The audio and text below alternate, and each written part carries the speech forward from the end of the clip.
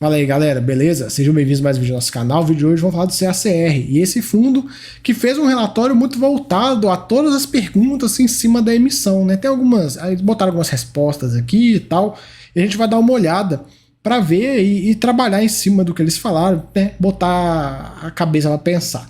Então, primeiro ponto, né? O fundo fechou aí, a cota já deu uma mergulhada, normal, a emissão, a cota sempre dá uma mergulhadinha, então vou nem focar muito nisso aqui.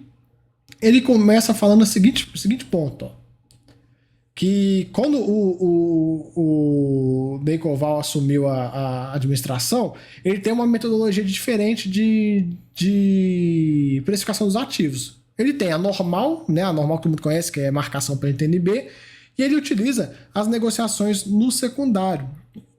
E aí a gente consegue ver o seguinte ponto. O VP que estava em 106 caiu para 103. Teve essa queda no VP. E aí, vocês lembram aquele vídeo onde eu comentei que, pô, olha a queda que tá tendo na NTNB, como é que o VP cai? Pois é, eu mantenho esse comentário, porque olha só, se ele marca utilizando a NTNB e negociações, qual que é a leitura, pelo menos que eu consigo fazer nesse momento? É que as negociações estão sendo negociadas, estão sendo bem abaixo. Porque, querendo ou não, a força que a NTNB está fazendo para cima, não para jogar o VP para cima, né? A NTNB cai, joga o VP para cima, não foi forte o suficiente para segurar as negociações do secundário, que acabou derrubando o VP de forma bem brutal, né? Saiu de 103 para 106 para 103, o que é considerável, né? O que é considerável. De toda forma, este VP aqui, com o valor da emissão, a emissão continua abaixo do VP. Né? A parte da correção monetária acruada, na minha visão, a gente não pode excluir isso do VP do fundo para considerar uma emissão. Não faz sentido. Ah, mas não virou caixa. Tá, mas faz parte do patrimônio do fundo. Em teoria, se você liquidar esse fundo hoje, você vai conseguir isso aqui. Claro, tem a questão de mercado e tal, mas na grande teoria, né, vai conseguir isso aqui. Então, não tem como a gente, né, pegar e simplesmente ignorar esse fator, né? Enfim, aqui a gente vê o gráfico da correção monetária, vem crescendo nos últimos meses, né? Legal, já foi 10 milhões de reais, agora está em 7. O fundo com uma pequena reserva esse mês, ele utilizou reservas nessa distribuição, a gente vai ver por aqui, ó, de forma mais gráfica, mais fácil, usou 35 cents, então muito provavelmente no próximo mês ele deve aí girar a carteira dele para destravar essa inflação, para conseguir manter esse patamar de distribuição. A gente vai conversando, vai vendo isso. E aí ele traz o racional da emissão. Então ele explica sobre a metodologia e ele coloca, ó, dessa forma, a cota patrimonial no dia 26, calculada no dia 29, data base da oferta, era 104. Com a duração da oferta, pererê, considerando o valor ex-dividendos, resultou o valor de 102,78. A oferta está abaixo disso. A gente viu no vídeo, né? Se não me engano, tá 99. E também não faz sentido você somar o valor da taxa, pegar o valor da taxa, né? A oferta ela tem que ser 102,78 mais o valor da taxa, né? Você não pode jogar a taxa e pegar 102 menos o valor da taxa, porque o que entra dentro do fundo, a taxa não entra, né? E aí acaba que fica abaixo do VP, ocorre uma diluição. Como a gente viu pelos próprios documentos da oferta, ocorre uma diluição. E PCA acruado, ele coloca, né, comentando sobre a correção monetária acruada que foi destravada antes da liquidação, sai dos cotistas atuais, ok, mas ela que não foi destravada continua dentro do fundo, vai ser distribuída para os novos cotistas, então não quer dizer nada isso, né? O fundo tem 3,97, considerando a quantidade de cotas atual. A hora que entrar novas cotas, esse valor vai cair, vai diluir isso perante os novos investidores. O que é um problema? Não, porque faz parte, o fundo está crescendo. Se ele estivesse crescendo no patrimonial, a diluição seria, de fato, menor. Aí ele fala do colaborador líder e do custo. Cara, sobre esse primeiro ponto, né, de não ter nenhum vínculo e tal, isso aí a gente todo mundo sabe, não foi nunca o tema, pelo menos dos meus questionamentos, né, não sei, não posso falar de outras pessoas. E sobre o coordenador, é aquela visão, eu mantenho a minha visão de que o custo está muito elevado.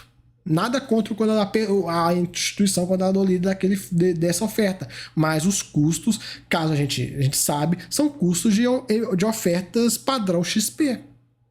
A gente sabe disso. Vocês sabem disso. As ofertas, é custo, pra vocês terem ideia. Ó, eu tô com um documento aqui que um amigo meu me mandou de um fundo que é setipado. E fundo setipado tem oferta cara, né?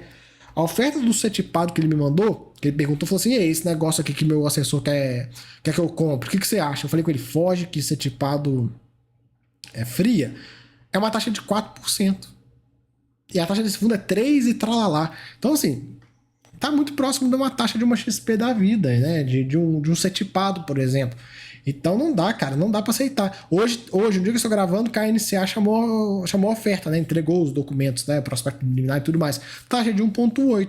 Claro, a gente não pode comparar a Kinea com a Cartesia, né? Evidentemente. O tamanho é totalmente. Né? A Kinea tem bilhões e bilhões sob gestão. Mas é aquela coisa, a gente pode comparar com outro fundo. Pode comparar com a Aliança. Tá, também a Aliança é muito maior que a KTZ? Sim, 5 vezes maior o fundo, né? KZR versus esse fundo aqui. Ok, mas eu acho, na minha visão, que eles deveriam estar trabalhando para reduzir esses custos o máximo possível. O máximo possível. Porque, cara, muito caro. Ponto. Não tem o que falar. A última oferta que eles foram tentar fazer, sem ser essa a outra, foi cara também e a emissão micou. E eles não aprenderam nada com isso. Então eu acho assim, minha opinião, se a CR, fundo pequeno, deveria estar se espelhando em AFHI, INCHB, que foram fundos que pagaram parte da emissão. Não o fundo pagou. A gestora foi lá e falou, vou colocar dinheiro porque eu quero crescer meu produto. Então, assim, é estratégia de marketing. Ah, eu não consigo negociar com o colador líder, não consegui preço melhor que esse e tal, é isso mesmo e acabou. Cara, né, faz um mecanismo, ó, vou ser solidário aqui. Né? É aquela coisa, quem lembra do Tropa de Elite? Quem quer rir tem que fazer rir. Então, assim, uma sinalização pro cotista que tá tentando ajudaria, visto o que aconteceu na última emissão. Mas, enfim, né, eles sabem muito bem o que estão fazendo. Sobre o pipeline, eu havia comentado também que não tem pipeline, né, ele não trouxe pra gente um pipeline. Por exemplo, galera, não tô falando aqui pra ele abrir, eu mostrei isso pra vocês, não tô falando pra ele abrir, vai lá, pega tudo que o fundo tem e abre pra gente e tal. Não, ele não precisa fazer isso. Mas quando eu falo pra um pipeline, eu falo pra ele fazer isso aqui, ó. Cadê? Aqui, ó. Vou mostrar no telefone pra vocês porque é mais fácil. Vocês conseguem ver mais ou menos, né? Esse aqui é o pipeline do KNCA. Ele não coloca, né? Tipo, CRA fulano de tal. Não, ele coloca, ó. CRA 120 milhões, 15% da oferta, CDI mais tanto. Prazo, X anos. É isso. Taxa média do pipeline. É 13% em IPCA mais 12 e 86% em CDI mais alguma coisa. Então, assim, pelo menos essa visão. Porque senão o cotista fica assim, ó, fica sem saber o que fazer, fica sem saber o que o fundo vai alocar. Não dá pra gente ficar adivinhando. Não adianta, o estoque de dividendos logo depois das emissões sempre vem maior. Legal, ok.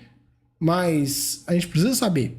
Né? Fica difícil não ter a real noção de qual direção que a gestão vai tomar. Porque esse fundo, eles até tiraram, nesse relatório eles não colocaram, mas esse fundo tem umas concentrações. Então a gente precisa saber o pipeline para ver até uma possível diluição dessas concentrações. Porque aí o cotista vai bater o olho e vai falar: essa operação aqui que tem a concentração de X%, pós-oferta vai a tanto.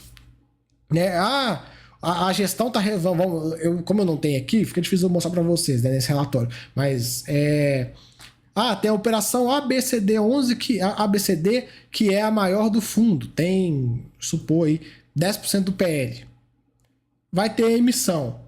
Vai ter uma operação que é maior que essa? Vai ter uma operação que é menor que essa? Como é que essa operação vai ficar diluída frente às demais? Ela vai continuar sendo maior? Ou o pipeline tem 5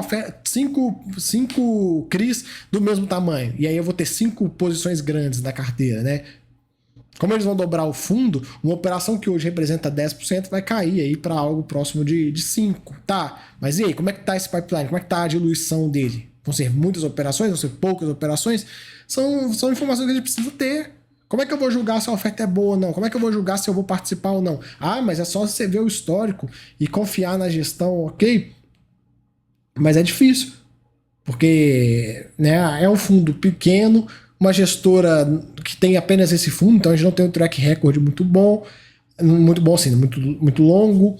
A gente não sabe. E aí eu te pergunto, se a Kinea, que é a Kinea, quando vai fazer a oferta do KNCA, coloca um pipeline bonitinho, com imagem e tudo mais, pererê, etc., por que aqui não tem que ter? Por que o HGLG, quando faz uma oferta, traz um estudo de viabilidade extremamente completo? Por que aqui não vai ter?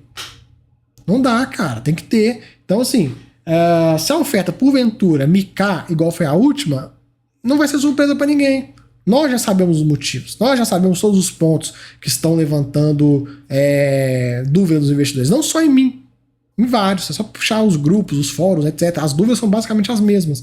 Então, sem essas respostas, fica difícil para o cotista definir se ele participa, se ele não participa. Lembrando, não é recomendação de participar, não participar, fazer... Cara, meu canal, vocês sabem que eu não recomendo nada, não recomendo tanto não participar quanto participar.